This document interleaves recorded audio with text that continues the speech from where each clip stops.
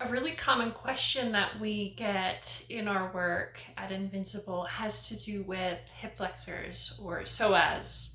Lots of folks come in saying, oh, I have really tight hip flexors, or my other practitioner really works on my psoas muscle. It's really tight and locked down or whatever. And that may be true.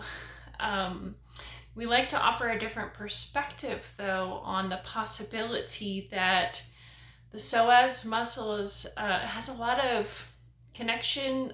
The whole body does in different ways, but psoas has some really interesting particular connection to the nervous system, in that if there's a need for protection because we have a soft belly, pulling the knees up to protect the belly is a reflex that's built into our system. And so when there's tightness in psoas, from a somatic perspective, we have to ask, what might the body be protecting for?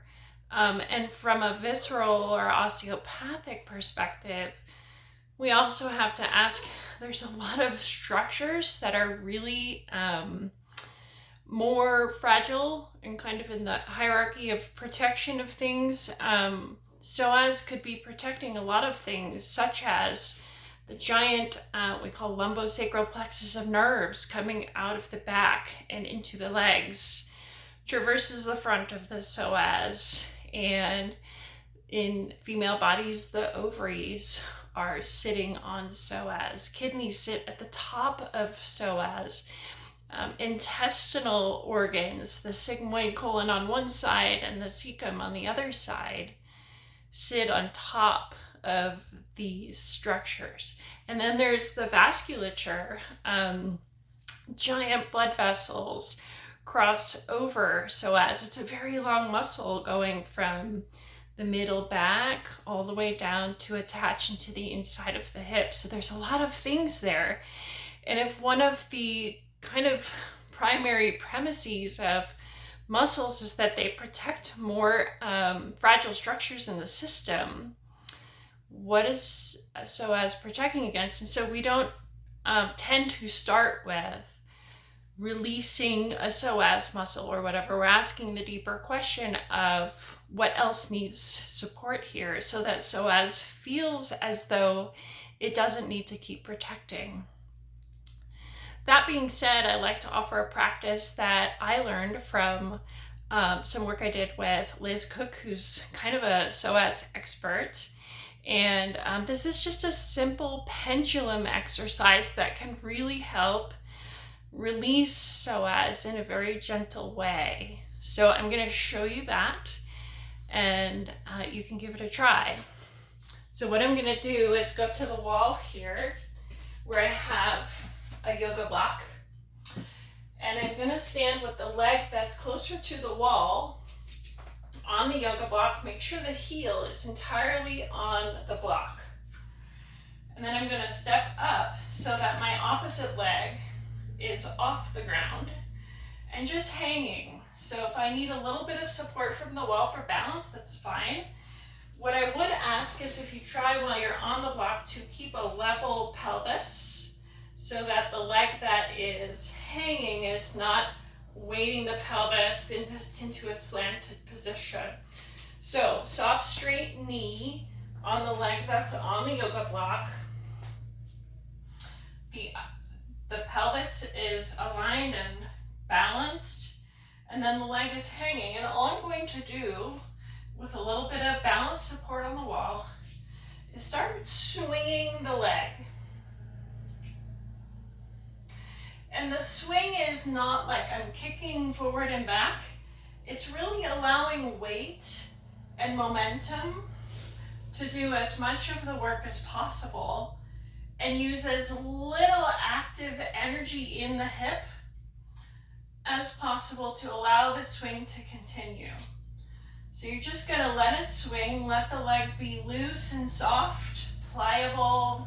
You can see I'm not keeping it straight. I'm just letting it swing and using that momentum.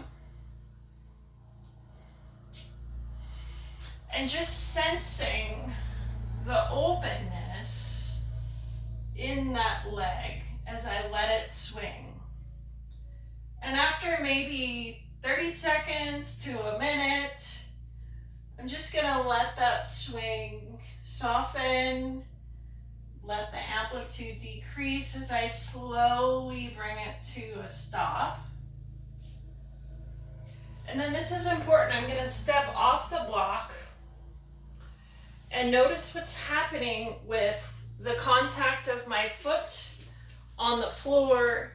Notice what's happening with the amount of tension around that leg that I just swung. And let that register in my brain's awareness. Very important. And then I'm going to go and do the other side, same thing. Step on the block, level hips, a little bit of support from the wall if you need it, and use a little bit of effort to get that swing going, and then really let the passive elements in your leg take over with momentum to keep that swing going. So again, you're just going to let that happen. 30 seconds, 60 seconds. You can even do it a little bit longer if it feels good to you. Make sure you're breathing as you go. And then slowly, as you decide to wind it down, let the swing soften and become less until it stops. And then again, step off the block. Feel that leg, that opposite leg, now that you've just swung on the ground. Feel your foot contacting the earth. Feel the tension in the system. And you might even do a little bit of back and forth shifting to notice how each leg receives the weight. Notice your breath.